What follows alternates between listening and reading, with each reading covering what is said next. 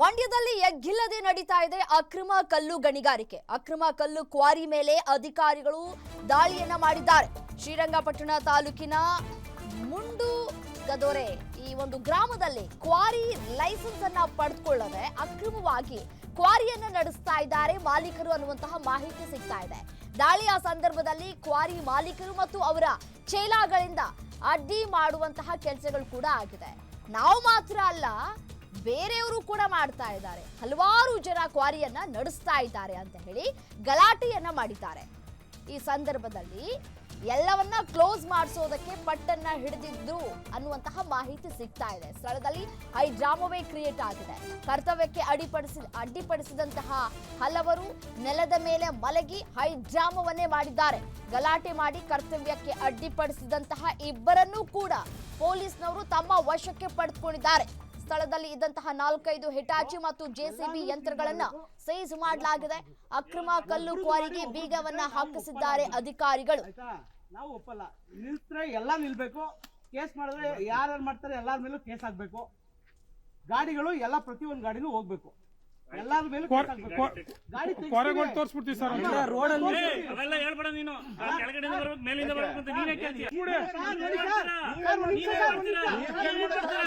ಕಾನೂನು ಇದ್ದಂಗೆ ಮಾತಾಡಿ.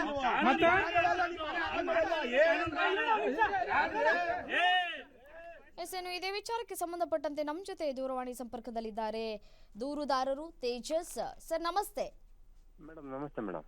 ಸರ್, ಯಾವಾಗಿನಿಂದ ಈ ಅಕ್ರಮ ಕಲ್ಲು ಗಣಿಗಾರಿಕೆ ನಡೀತಾ ಇದೆ? ಸಂಬಂಧಪಟ್ಟಂತಹ ಇಲಾಖೆಗೆ ಏನಾದ್ರೂ ನೀವು ದೂರು ಕೊಡುವಂತಹ ಕೆಲಸಗಳನ್ನ ಮಾಡಿದ್ರ ಈ ಹಿಂದೆ ಅಂತ? ಮೇಡಮ್, ನಾವು ಇಲಾಖೆಗಳಲ್ಲಿ ನಿರಂತರವಾಗಿ ನಾವು ದೂರು ಕೊಡ್ತಾನೆ ಬಂದಿದೀವಿ. ಇಲ್ಲೇನಾಗ್ತದೆ ಅಂದ್ರೆ 52 ಜಲ್ಲಿ ಕ್ರಸರ್ಗೆ ಇದೆ ಒಟ್ಟು ಶ್ರೀರಂಗಪಟ್ಟಣ ತಾಲೂಕಿನಲ್ಲಿ. ಅದರಲ್ಲಿ 40 ಕ್ರಸರ್ಗೆ ಸಿ ಫಾರಂ ನೀಡಿದ್ದಾರೆ. ಮತ್ತೆ ಕಲ್ಲು ಗಣಿ ಗುತ್ತಿಗೆನ ಬರೀ 20 ಕ್ರಸರ್ಗೆ ಮಾತ್ರ ಸಿಫ್ ಕೊಟ್ಟಿರೋದು ಕಲ್ಲು ಗಣಿ ಗುತ್ತಿಗೆನ.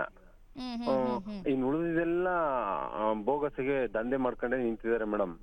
ಬಟ್ ಅಲ್ಲೇನಾಗಿದೆ ಅಂದ್ರೆ ಪ್ರತಿ ತಿಂಗಳು 12 ರಿಂದ 15 ಕೋಟಿ ರೂಪಾಯಿ ವ್ಯವಹಾರ ದಂಧೆ ನಡೀತಾ ಇದೆ. ಅಲ್ಲಿ ಯಾವ್ದು ರಾಯಲ್ಟಿ ಕಟ್ತಾ ಇಲ್ಲ. ವರ್ಷಕ್ಕೆ 180 ರಿಂದ 200 ಕೋಟಿ ಹತ್ರ ಹೋಗುತ್ತೆ.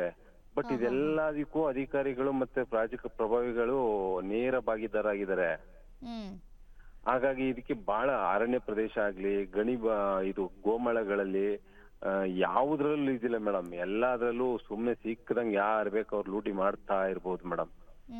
ಮತ್ತೆ ಇನ್ನೊಂದೇನಾಗಿದೆ ಅಂದ್ರೆ ಈ ತೀನರಸೀಪುರ ಮತ್ತೆ ಬನ್ನೂರ್ ಭಾಗ ಇದೆಯಲ್ಲ, ಆ ಭಾಗಕ್ಕೆ ನೀರು 75,000 ಎಕರೆಗೆ ನೀರು ಸರಬರಾಜಾಗುತ್ತೆ ಮೇಡಮ್. ಒಂದ್ ಲಿಂಕ್ ಕೆನಲ್ ಅಂತಿದೆ.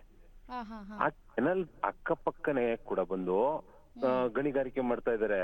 ಅದನ್ನ ನೀರಾವರಿಯವರು ಕೂಡ್ಲೆ ಸ್ಟಾಪ್ ಮಾಡಿ ಅಂತ ಗಣಿ ಇಲಾಖೆಯವ್ರಿಗೆ ನಿರ್ದೇಶನ ನೋಡಿದ್ದಾರೆ, ಲೆಟರ್ ಕೂಡ ಹಾಕಿದ್ದಾರೆ. ಅದನ್ನ ನಮ್ಮ ಸಹಭಾಗಿತ್ವದಲ್ಲಿ ನಾವು ಕೂಡ ಸ್ಪಾಟ್ ಇನ್ಸ್ಪೆಕ್ಷನ್ ಮಾಡಿಸಿ ಮಾಡ್ಸಿದೀವಿ. ಬಟ್ ಆದ್ರೂ ಇದುವರೆಗೂ ಯಾವ್ದೂ ಕ್ರಮ ತಗೊಂಡಿಲ್ಲ ಮೇಡಮ್. ಗಣಿ ಇಲಾಖೆ ಸಂಪೂರ್ಣವಾಗಿ ಸತ್ತೋಗಿದೆ ಮಂಡ್ಯದಲ್ಲಿ. ಮತ್ತೆ ಜಿಲ್ಲಾಡಳಿತ ಕೂಡ ಯಾವ ಕ್ರಮನ ತಗೊಳ್ತಾ ಇಲ್ಲ ಮೇಡಮ್. ಈಗ ಅಕ್ರಮ ಗಣಿಗಾರಿಕೆ ಹಿಂದೆ ಪ್ರಭಾವಿ ರಾಜಕಾರಣಿಗಳ ಕೈವಾಡ ಇದ್ದೇ ಇರುತ್ತೆ, ಅದೆಲ್ರಿಗೂ ಗೊತ್ತಿರುವಂತಹ ವಿಚಾರ. ಇವರ ಹಿಂದೆ ಯಾರಿದ್ದಾರೆ, ಇದ್ರ ಬಗ್ಗೆ ಏನಾದ್ರೂ ನಿಮ್ಗೆ ಅನುಮಾನಗಳಿದ್ಯಾ? ಮೇಡಮ್, ಇದೆಲ್ಲ ಇಲ್ಲಿ ನೇರವಾಗಿ ಅಧಿಕಾರಿಗಳೇ ಮೇಡಮ್. ಅಧಿಕಾರಿಗಳೇ ನೇರವಾಗಿರೋದು. ಅಧಿಕಾರಿಗಳೇ ವಸೂಲಿ ಮಾಡ್ಕೊಡೋದು. ಯಾವ ಅಧಿಕಾರಿಗಳು ಹೇಳಿ? ಈ ಗಣಿ ಅಧಿಕಾರಿ ಮತ್ತೆ ತಹಶೀಲ್ದಾರ್ ಆಗ್ಬಹುದು. ಈ ಅಧಿಕಾರಿಗಳೇ ನೇರವಾಗಿ ಪ್ರಭಾವಿಗಳಿಗೆ ನೇರವಾಗಿ ಇದಕ್ಕೆ ಮೀಡಿಯೇಟರ್ ಆಗಿರೋದು. ಗಣಿ ಇಲಾಖೆ ವಸೂಲಿ ಮಾಡ್ಕೊಡೋದು ಮೇಡಮ್. ಅದ್ರಲ್ಲಿ ಎರಡು ಮಾತಿಲ್ಲ. ಈಗ ನೀವು ದೂರೇನೋ ಕೊಟ್ಟಿದ್ದೀರಾ ಸರ್, ಕ್ರಮವನ್ನ ತೆಗೆದುಕೊಳ್ತಾ ಇದ್ದಾರೆ. ಸ್ಥಳದಲ್ಲಿ ಪೊಲೀಸರು ಹೋಗಿದ್ದಾರೆ. ಮೈಸೂರು ಜೆಡಿಗೆ ಹೋಗಿ ಬೆಂಗಳೂರು ನಿರ್ದೇಶಕರ ಹೋಗಿ ಅಂತ ಹೇಳ್ತಾರೆ ಮೇಡಮ್. ನಮ್ಗೆ ಉಡಾಫೆ ಉತ್ತರ ಕೊಡ್ತಾರೆ. ಈಗ ನೀವು ದೂರು ಕೊಟ್ಟಿದ್ದೀರಿ, ದೂರು ಕೊಟ್ಟಾದ ನಂತರ ಅಧಿಕಾರಿಗಳು ಸ್ಥಳಕ್ಕೆ ಬಂದಿದ್ದಾರೆ. ದೊಡ್ಡ ಹೈ ಡ್ರಾಮಾ ನಡೆದಿದೆ. ಇಬ್ಬರನ್ನ ವಶಕ್ಕೆ ತೆಗೆದುಕೊಂಡಿದ್ದಾರೆ. ತನಿಖೆ ಸಾಕ್ತಾ ಇದೆ ಒಂದ್ ಕಡೆ. ಬಟ್ ಆದ್ರೆ ಈ ದೂರು ಕೊಟ್ಮೇಲೆ ನಿಮ್ಗೆ ಯಾರಾದ್ರೂ ಕಾಲ್ ಮಾಡಿ ಬೆದರಿಕೆ ಹಾಕುವಂತಹ ಕೆಲಸಗಳೇನಾದ್ರೂ ಮಾಡಿದಾರಾ? ಆಗಿದೆ ಮೇಡಮ್. ಬೆದರಿಕೆನೂ ಆಗಿದೆ. ಮತ್ತೆ ಕೋರೆ ಹತ್ರ ಹೋಗ್ಬಿಟ್ಟು ಈಗ ನಿಲ್ಸಿರ್ತಕ್ಕಂಥ ನಾವೇ ಕರ್ಕೊಂಡೋಗಿ ನಿಲ್ಸಿದ್ವಿ ಕೋರೆಗಳನ್ನ. ಆ ನಿಲ್ಸಿದಂತ ಸಂದರ್ಭ ನಮ್ಮ ಮೇಲೆ ಹಲ್ಲೆ ಮಾಡಕ್ಕೂ ಬಂದ್ರು. ಅದ್ರ ಮೇಲೆ ನಾನೇ FIR ಮಾಡ್ಸಿದೀನಿ. ಅರಕೆರೆ ಸ್ಟೇಷನ್ ಅಲ್ಲಿ ನಾನೇ FIR ಮಾಡ್ಸಿದೀನಿ. ಒಬ್ಬರ ಮೇಲೆ, ಗಣಿ ಮಾಲೀಕರ ಮೇಲೆ ನಾನು ಕೂಡ FIR ಮಾಡ್ಸಿದೀನಿ. ನನ್ ಮೇಲೆ ಕೂಡ ಧಮಕಿ ಹಾಕಕ್ ಬಂದ್ರು. ಏನಕ್ಕೆ ನಿನ್ ಫೋಟೋ ತೆಗಿಕ್ ಬತ್ತೀಯ, ವಿಡಿಯೋ ತೆಗಿಕ್ ಬತ್ತೀಯ, ಅಕ್ರಮ ಅನ್ಕೊಂಡೇನಾರ ಬಂದ್ರೆ ನಿನ್ನ ಕೊಲೆ ಮಾಡಿ ನಿನ್ನ ಕಾಲ್ ಬಿಗಿಸ್ತೀನಿ ಅನ್ಬಿಟ್ಟೆಲ್ಲ ಧಮಕಿ ಹಾಕೋರು ಮೇಡಮ್. ಹಾಗಾಗಿ ನಾನು ಕೂಡ ಮಾಲೀಕರ ಮೇಲೆ ಪ್ರಭಾವಿಗಳು FIR ಆಗ್ತಿರಲ್ಲ ಸ್ಟೇಷನ್ ಅಲ್ಲಿ, ಆದ್ರೂ ನಾವು ರೈತ ಸಂಘಟನೆಯಲ್ಲಿ ಹೋರಾಟ ಮಾಡ್ತಿರೋದ್ರಿಂದ ನಮ್ಮ ಸಂಘಟನೆಯನ್ನ ಬಳಸ್ಕೊಂಡು FIR ಮಾಡ್ತಿದೀವಿ ಮೇಡಮ್. ಓಕೆ ಸರ್, ಕಾದ್ ನೋಡೋಣ ಮುಂದಿನ ದಿನಗಳಲ್ಲಿ ಯಾವ ರೀತಿಯಾದಂತಹ ಕ್ರಮವನ್ನ ಜರುಗಿಸ್ತಾರೆ ಅಂತ ಹೇಳಿ. ಧನ್ಯವಾದಗಳು ಗ್ಯಾರಂಟಿ ನ್ಯೂಸ್ ಜೊತೆ ಮಾತನಾಡಿದಕ್ಕಾಗಿ.